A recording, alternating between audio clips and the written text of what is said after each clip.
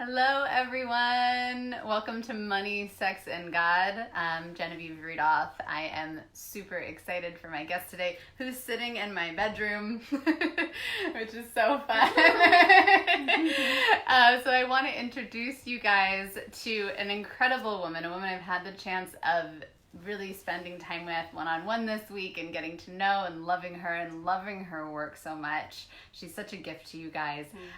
She is a somatic psychotherapist and sexologist, and she helps women really connect to their pleasure through the radical intelligence of their own body, which is so up my alley, those of you guys that know me, and I love that.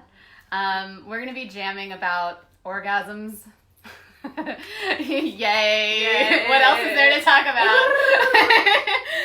We're going to be talking about sensuality and how pleasure really kind of, it really opens and expands into all areas of your life. So, and Eva's quite skilled in that. You've been doing this for a long time, though she's 25. So without further ado, I'd love to introduce Eva Clay, and say hi if you're watching. Please share this. Absolutely. So such a pleasure to be here with you, Genevieve, and to be in your bed. Can't wait to share some amazing ideas and solutions and take your questions and really make this powerful for you. Yeah, that's the goal. So, we already know, we haven't even started talking, but we already know that this is going to be, this is a big deal to have Eva Clay on my podcast, guys. So go ahead and share with anyone who may be in a place of wanting more expansion, of wanting that freedom, of reclaiming their sensuality. Share them with, tag people. That's going to be a beautiful way to make sure that everyone gets a chance to watch this live and come in and ask questions live. Okay. I'm live. Yeah, and I see some people joining, so just saying hi to you guys first. Hi, everybody. Hey, hi. Emily. Yay. So, Eva, you're now I like to ask my guests when they come on what blueprint they are, because often it's a little personal, but often the blueprints, it's fun to see how someone in this work and in this world utilizes their blueprints in their everyday life, often without even knowing it, right? So, which blueprint is your primary? What do you play in? My primary blueprint is energetic. Yay! I also have a strong second in kinky. And that may come as a surprise, but what that means for me, and I love the way that you described this last night to my group, kinky being a real attraction to what's taboo for you. So my version of kinky is just quite adventurous and quite daring, and I like to confront and play in dark energies and shadows and make it edgy. I'm an edgy energetic. I love it. Yeah. I love it. So hot. So while you guys are... Oh, I'm sorry, guys. While you guys are coming on, I would love to play a little bit with the energetic, and we can kind of show you what that looks like and how it shows up, and you guys can play along with us. So why don't we do a little bit of light, dark, energetic? Yes, please. And swap, because she's got the kinky in her, so you heard her naughty talk and wanting the taboo. Yeah. Do you want to do it to the audience, or do you want to do it with each other? Well, I'd love to do it with you. Okay. Yeah. Great. Let's do it. Okay. All right. So I want you guys to comment what you're noticing while we're doing this, right? And also anything in your body that might come up. You might notice tingling or heat or sensation or a desire to join us, right? Discomfort. Comment. We want to hear it, and we want to hear where that is in your body. Yes. Okay? All right. Awesome. So I'm going to give her some light energetic first and really just feed her with that.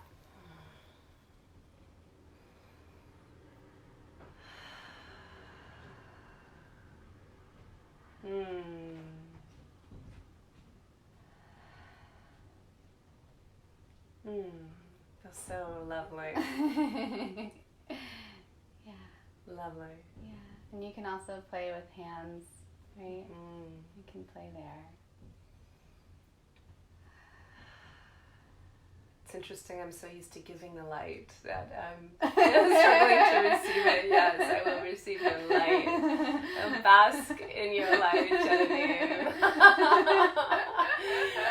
We can't do it more.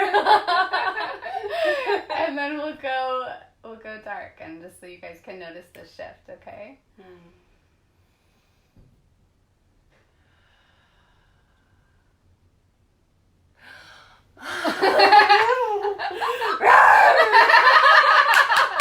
She likes that one.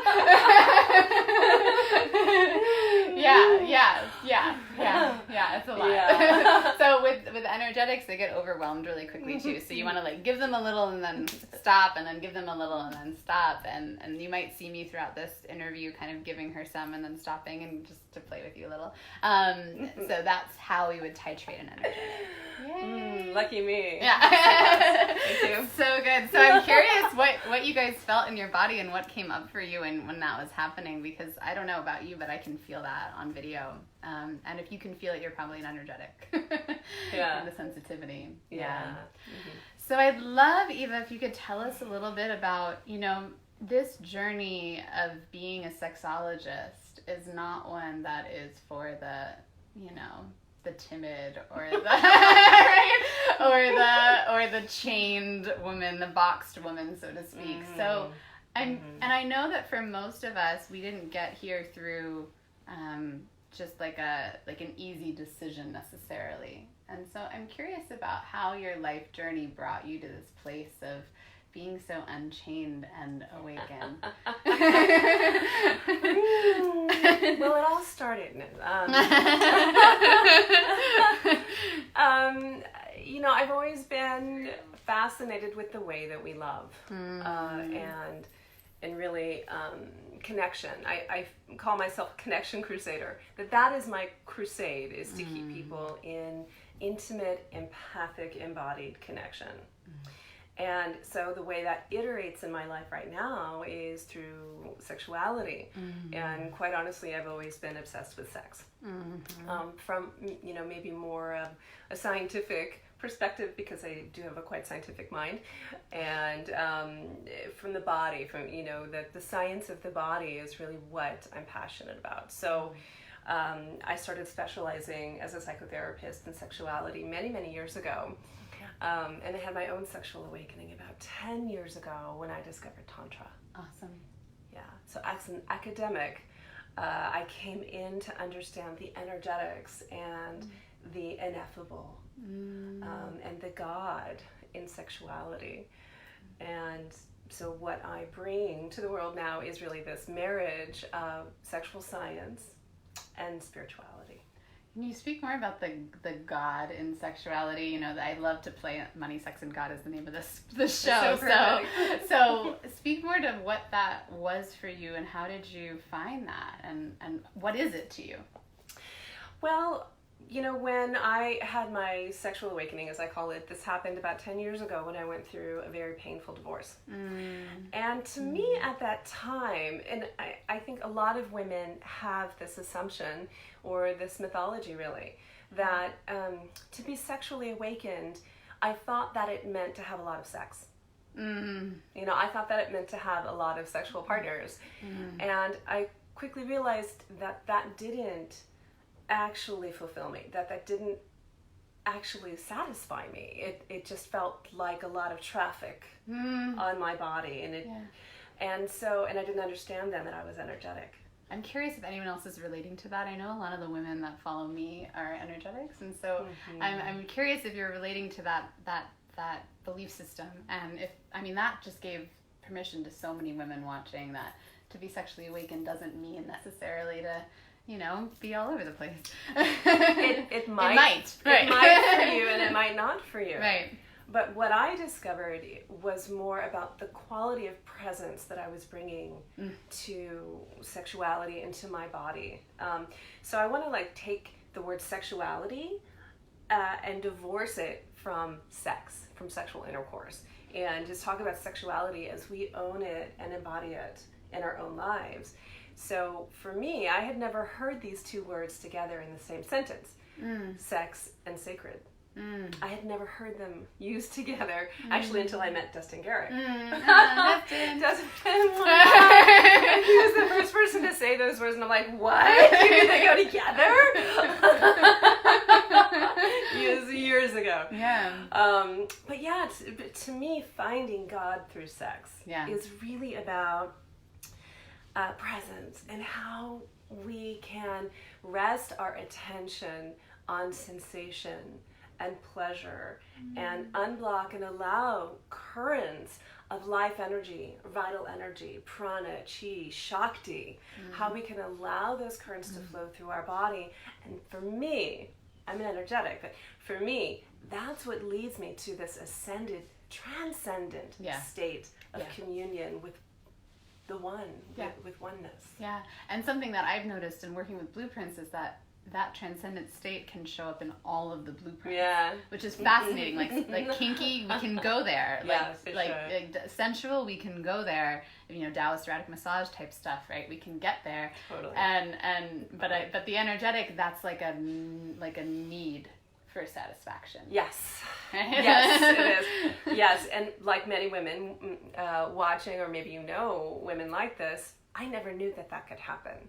You know, to me, sex was like laying back and letting a man do what he wanted and making him happy and like maybe getting an orgasm or maybe, but like for me to like really begin to own and claim and name my sexual energy, my sexual power, that's what made me need to teach it to other women. Yeah, that's beautiful. That's such a gorgeous shift of consciousness is what I'm hearing, you know, but that's just amazing. If you're relating to this comment and share, I'm sure there are women in your life that have had a similar experience, right? So I'd love to hear about that and share about it. I'm curious, so you mentioned orgasm, which is kind of where I want to go next, because I talk about orgasms all day long. And so how does that fit into this ability to, you know, merge sacredness and sexuality, right? Because often we think of orgasm as like, you know, maybe the stereotype of it might be like what you see in porn, right? Which is like, oh, let's get the girl off and then call it a day, right? So first of all, what is orgasm to you, and how does it relate to the sacredness of sensuality and sexuality? Yeah, absolutely. Orgasm to me is a release of tension, basically. I mean, that's the kind of somatic science of orgasm, is that it's a release of tension. And the pornographic orgasm that you're talking about is like the sneeze-gasm. Like it happens like a sneeze and it's, you know, and it's a release. And what breaks my heart, and like so much of what I teach women in my programs, is the difference between masculine orgasm and feminine orgasm. Yes. I was just talking to Chris Bale about this. It's so important, but yeah, tell them. To understand that difference. And so I find that most of the women I work with are chasing the masculine orgasm, which is the climax. Yeah. Like the strong peak and the sharp fall off.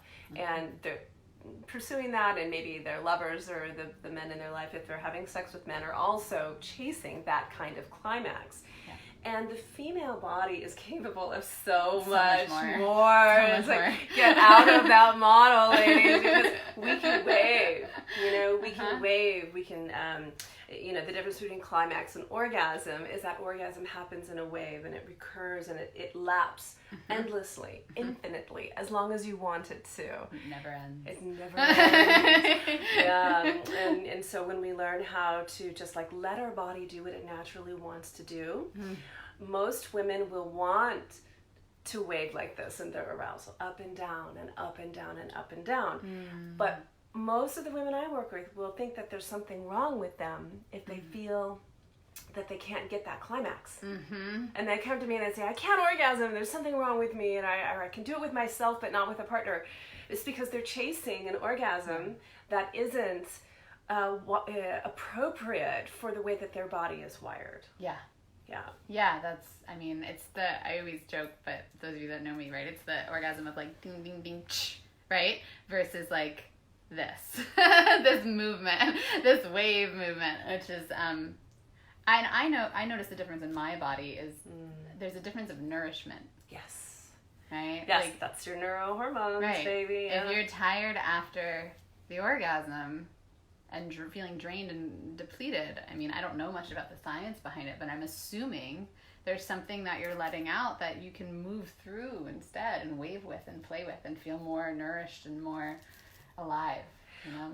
Well, there is like a very distinct science, and if you know me, you know I teach this a lot because I think it's so empowering for women to know this. Like, so you know, I call it the pleasure cocktail. That when we're in these heightened states of arousal, that is like pre-climax, so pre-orgasm, the brain releases something that I call the pleasure cocktail, and it's this synergy of oxytocin, endorphins, opioids. Just this incredibly nourishing, it's like a superfood smoothie, okay? And it happens in this zone between arousal and climax. So when we're waving, we literally, our brain and like every cell of our being gets nourished with this superfood smoothie. That's so cool. Yeah, and then we feel like we feel fed, we feel satisfied, we feel nourished. When we have the climactic kind of orgasm, we get less of that. It's less in its potency. And you might notice this because after you have like an intense climax, for a lot of women this might come from like using a vibrator, from self-pleasuring, and some women just naturally climax easily. But after that, you don't want to be touched. Yep. You're like, like, you know, you're overwhelmed, you're oversensitive, and you like want to go to sleep after that. Versus the nourishing feminine orgasm, which will make you want to like get up and write a book, clean the garage. You want to like, you know, create a masterpiece, and this is the kind of orgasm that I really want to. Right? It's like you just like wave. Like just wave. You can wave yourself all day. I say like wave in the car, wave under your desk. Like just keep yourself nourished with these hormones, and they actually do like balance your neurotransmitters, and they remediate depression and anxiety. They boost your immunity. They boost your radiance. You glow from the inside out. Totally. It increases assertiveness and talkativity and confidence. Let's talk about confidence in sex. Like the most powerful women are really well fucked. Yeah, totally. We have some questions. Can I ask them to you? Bring it. Okay, so Troy. Hi, Troy.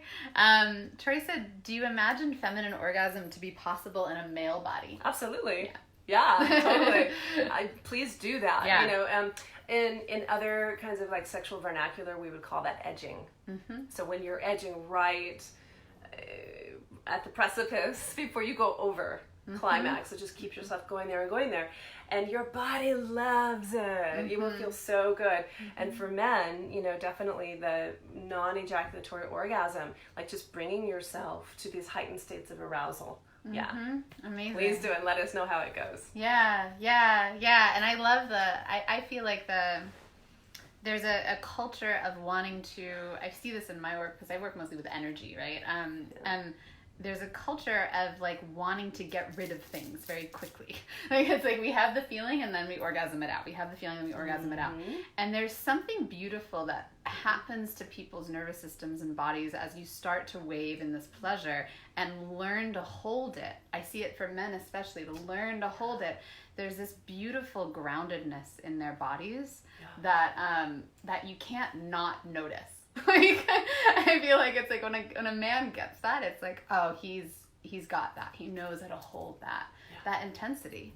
And what a 180-degree difference from how we're operating in society, which is like intense.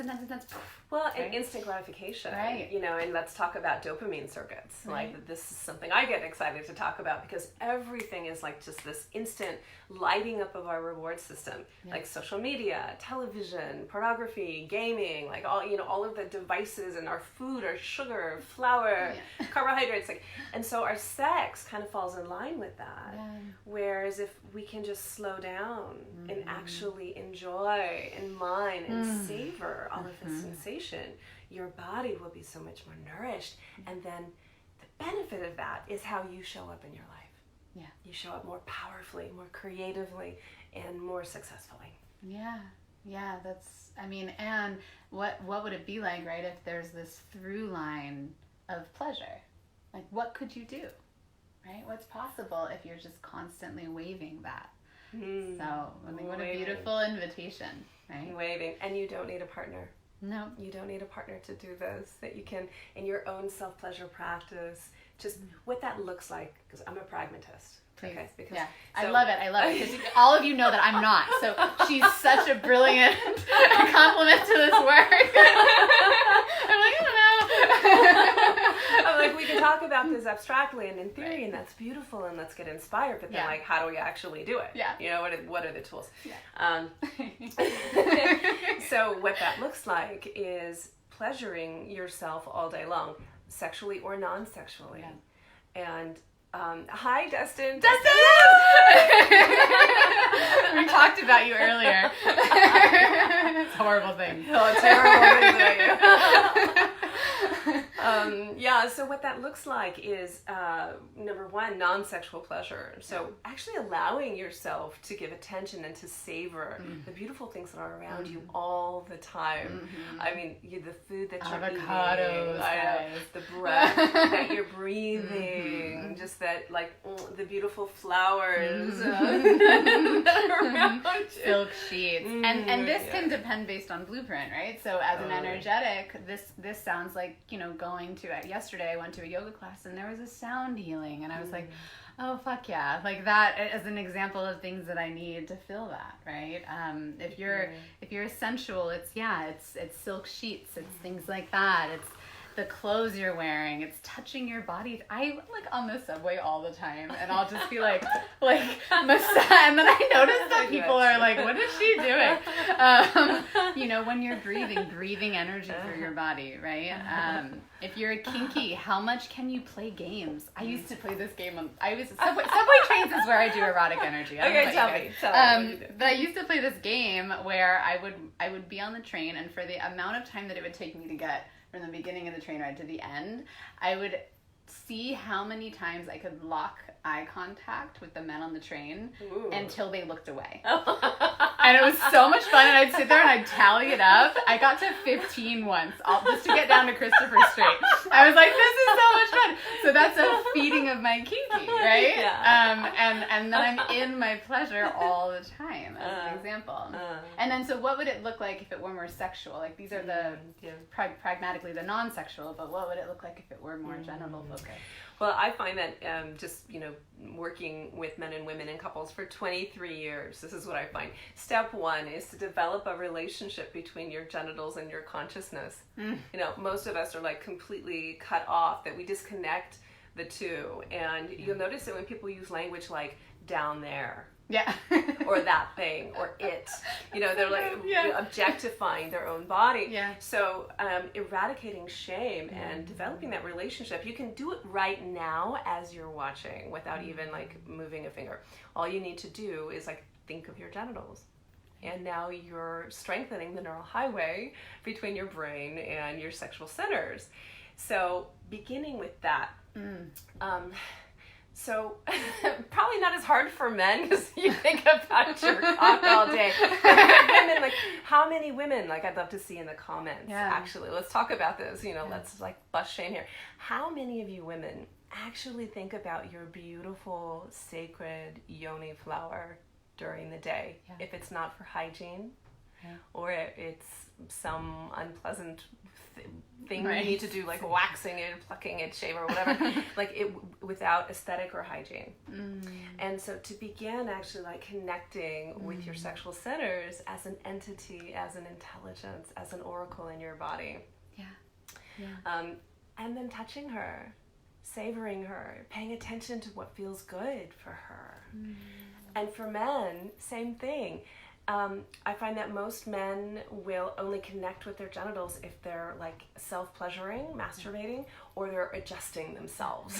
Or if they're like allowed to, right? Because it's so like that energy is so strong and so distracting. I was just talking to Lawrence Lanoff the other day, and he was explaining to me what it's like having a cock, and he's like, it's like a damn child that you're just like, it's so much work, and so I think a lot of men probably compartmentalize it, right? A lot, and then it's like, is this allowed? Can I let the child out? Like, is this oh my God, what am I going to do? Am I going to mess this up? So to think about it in a way that's more just like honoring it rather than having to do anything with it. And being in mastery. Yes. Of it. And what that means, I think, for men, and let's create a distinction.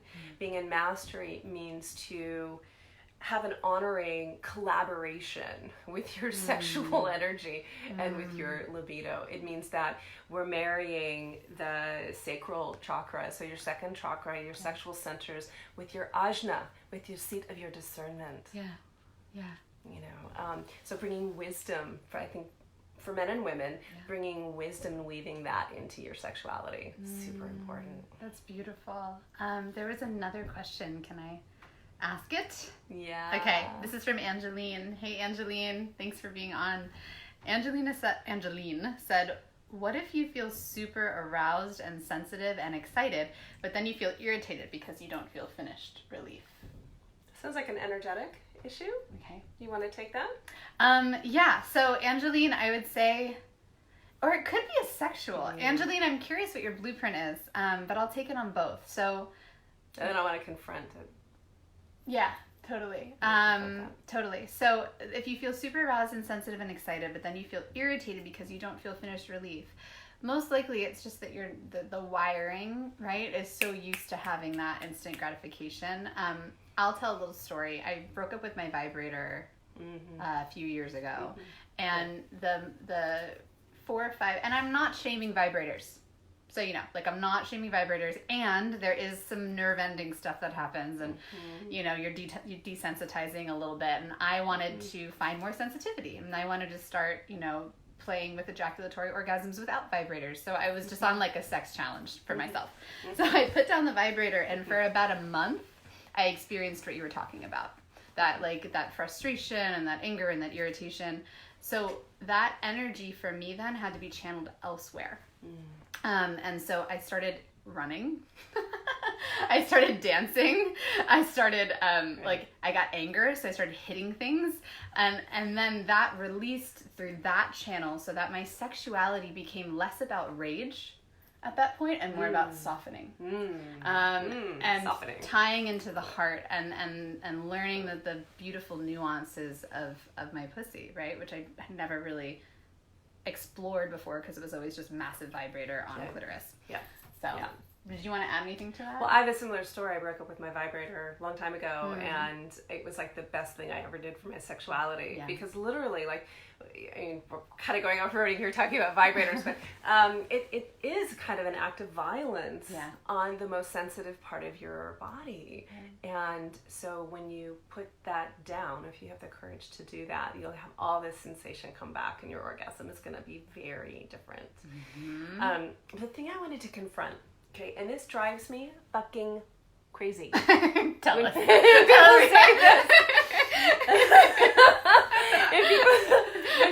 When people, and I know it's like just part of our common jargon, but people will say, finish.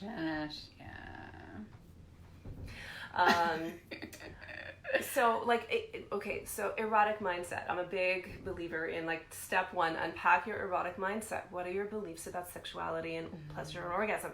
So when you say finish, what you're alluding to is that masculine climactic orgasm, and then you're done. And people will say, well, I just can't seem to finish, or he didn't finish. Like that, your climax, your orgasm should be just the beginning. Yeah. That is just the beginning of your erotic experience and not the end. And so many of us frame that as it's a race to the finish line. But if you can begin to rewrite that script in your mind and in your body, and begin to see lovemaking as a sacred, pleasureful act of communion and connection, either with yourself, with God, the cosmos, your partner, your partners, 25 people at a time, however you define that, but that it is a sacred expression of your somatic intelligence, then there is no finish. There's no beginning and there is no end. It's just, and it's a way of living. It's a lifestyle. It's I think, Genevieve, you live this way the same as I do. It's like everything, it's like a tantric way of being, that everything is a cultivation of sensation and pleasure and inspiration and presence. And then what happens in cultivating that, I've noticed for myself, is I then cultivate this ability to just simply trust and surrender to whatever shows up in my life and whatever shows up in sex, right? It's just kind of like, okay, because there isn't this end goal constantly, right? So in my business, things are not goal oriented, right? In my relationships, there's no end goal. I'm not worried about that. I'm in like what's present, what's delicious, and how can I make this moment even more pleasurable? Like, what do I need in any of those areas that I can make it even more pleasurable? So that the goals are just funny. That's kind of how I live. It's like, this is silly. I coach my couples this way a lot, and I find that this is especially potent for women, that we must remove the linear goal orientation out of our sexuality in order to fully bring online both sides, the sympathetic, parasympathetic sides of our nervous system that we need online in order to even have an orgasm or climax. So ditch the goal is one of my top recommendations when it comes to orgasm. And so I just want to speak to the sexuals that are watching, because I know you guys are like, we like goals. We want goals. We like to know. The orgasms need to happen. I was a sexual for a bit of time. When I actually first met Jaya, I was super sexual, and she was amazing at giving me permission to be sexual. So like, thank you, right? It's not about releasing. You're not gonna not get your orgasm, okay? The invitation here is that you get to play with it. So it's not so serious. So the orgasm is still happening, and can you enjoy the ride along the way? The end goal will still be there for you. You're still gonna get the sex, the penetration that you desire. And there's just more to savor along the way. Right? Good frame. Yeah, so that, like, I just want to, I know all the sexuals, like, their nervous systems were like, I'm not gonna get my orgasm. It's the journey, not the destination. Right. If you you're missing out on a lot if you're not paying really close attention to the road. Yeah, that's true. And that's the thing with the vibrators too, right? Like, sexuals like their vibrators, right? So I'll often tell clients, well, what if you set a timer for 30 minutes without it first, to just enjoy that experience, to just see what else is there, and then go for it, like, and then put all the toys in and like have fun with all the things, because I don't know, for me it's like you can have all of it, right? All at once. You totally can. So yeah. Let's see if there's any other questions. Okay. Everyone's just laughing. We're getting a lot of hearts, which is good. I know, I just want to make a plug that we're going to be going over all of this information and more in an upcoming retreat that I have. I would love for you to check it out and come play with us. This is a retreat just for women. It's called Bliss, and it's in Southern California, coming up in just a few weeks in June. So jump on over to... We'll post the link. Yeah, we'll post the link. Yeah. And it's on your page as well if they want to go right now, right? Pretty quickly. Yeah. We have it also posted in the advertising. I wish I could make it. It sounds like it's so delicious and so much fun. I'm like, oh, retreats are the best, and being around her is like, so you want that? Just so you know. There's no word. It's just a That's how I'm starting. That's how it feels. And I'm feeling like there's some sort of, I feel like when we talked about the breaking up with the vibrator thing, I'm like, oh, that's something we'll go deeper. Even I will go deeper in, because it just feels right. Maybe we should do a challenge. I think we should do something. Break up with your vibrator group challenge, something. I think that would be really fun. No, we'll be talking. Yeah. Most women are not excited to hear that suggestion. I know. But it's such a good one. But now, just to give you what's possible, like, I can orgasm, I can ejaculatory orgasm with someone like literally like a half a centimeter away, not even touching me, right? That's the level of sensitivity that you can create. Nice. And it's so good. It's so delicious. It's just party tricks. Why not? A little party tricks. A demo later on. Right. That's our after-hour podcast. The after party. Exactly. Do you guys have any questions for Eva? I'm curious. Ask them. And we're on multiple platforms right now, so I'm trying to like reach all of them. But definitely go to my main page if you have questions, because then I'll definitely see you. Mm-hmm. And we're doing, it's a completely free program that I'm doing on the 24th. We start the 24th of June. We just hit 300 people that are going to be doing the program, which is really like, for me, that's like, wow, that vibration of all of these people reclaiming their pleasure. It's a self-pleasure challenge. So it's all about you reclaiming you owning your own pleasure, despite external circumstance, so that you find the power within you. So there's 300 of us. I'd love to get 444 just because it's a hot number. So, and it's completely free. It's a 7-day challenge. We start on the 24th. All over my page, you'll see links for it. Invite all your friends, men and women and all genders, all sexualities. It's going to be really fun. And you can start to play with that release of different types of orgasm and how to play with that in that group. So just like a little intro. Yum. Can I come? Yeah, you can totally come. That was a pun intended. Delicious. Yeah, so let's see. I don't see, people are saying they're coming to things. It's great. Yay, so exciting. Yeah. Amazing. And so I'm wondering when the orgasm happens and the pleasure orgasm happens, and there's like the daily constant pleasure that both of you and I live in, why is that? I kind of want to end on, why is that so important? Like, what is it? Because people could say, like, yeah, but I've got other priorities. I don't really need to do that. I'm happy-ish enough in my... I just read an article yesterday that was like, the title of the article is, Can a Sexless Marriage Last? And then it was giving all these details on these people that were like, we're so happy. We haven't had sex in 25 years. So can you just speak to why it's so important? I know I haven't commented on it yet, but I can't wait. Because I'm dying. Oh, man. Yeah. It's your life force, man. Yeah. It's your vitality. Like, just on a physiological, biochemical level, we need pleasure and orgasm.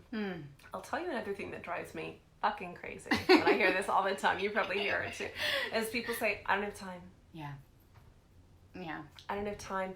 I don't have time for that. But it's again a mindset shift, because I think when most people, or women especially, think about pleasure, they think like, oh, to go get a massage or a mani-pedi or make a nice meal. And that's not what we're talking about. Like, I want to bring this to a more esoteric level, that it's not what you experience, it's how you experience it. Yeah.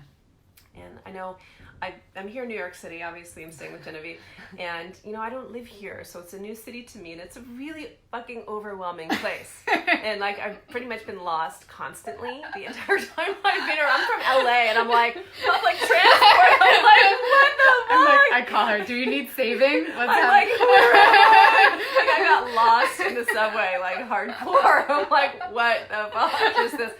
But like, sitting lost on the subway, I'm like, how can I find pleasure in this? How can I find pleasure in this? How can I find that nugget? And it's simply a quality of mindfulness and affixing your attention on what feels good. And it might even be as simple as your breath, a memory, a thought, a song. So many times in the last few days that I've been horrifically lost, I will just begin singing a song to myself. Something that's very soothing, or like you said, just touch myself in such a way.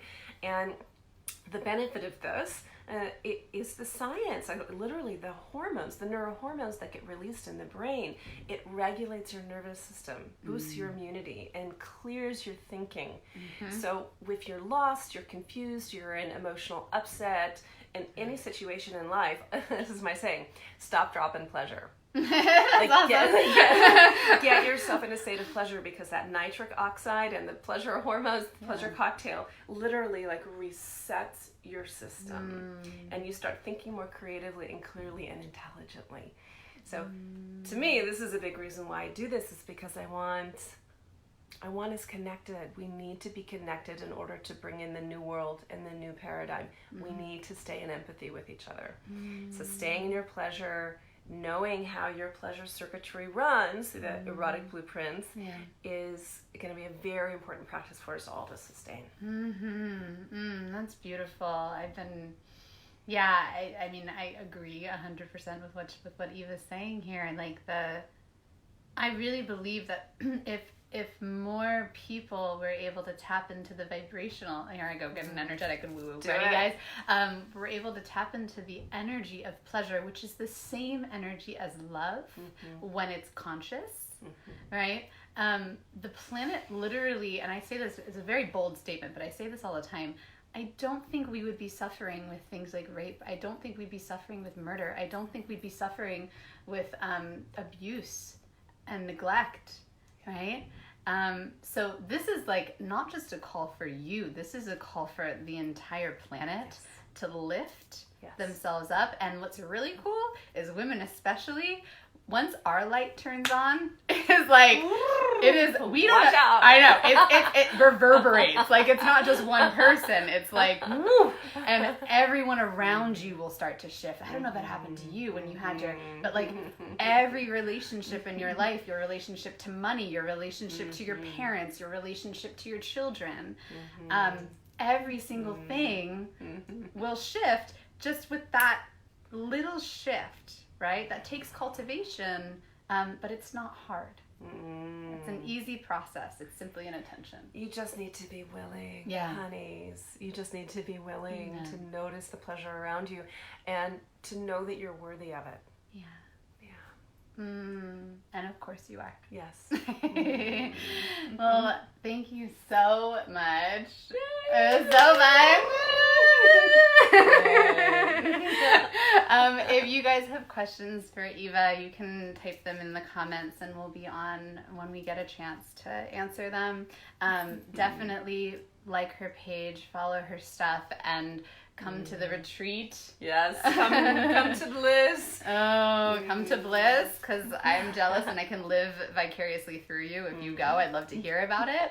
And I'll also see all of you in the Pleasure Tribe for our 7-day self-pleasure challenge as well, which is going to be such a blast. So thank you for being on, Eva. It's my pleasure. Yay! And thank you for those of you that are commenting and sharing and liking. Again, this is not just about you, right? When you can share this with everyone, I do believe we can eliminate the suffering on the planet. So please keep sharing around and making this a priority to hear Eva's words. So, yay. And you are so worth it.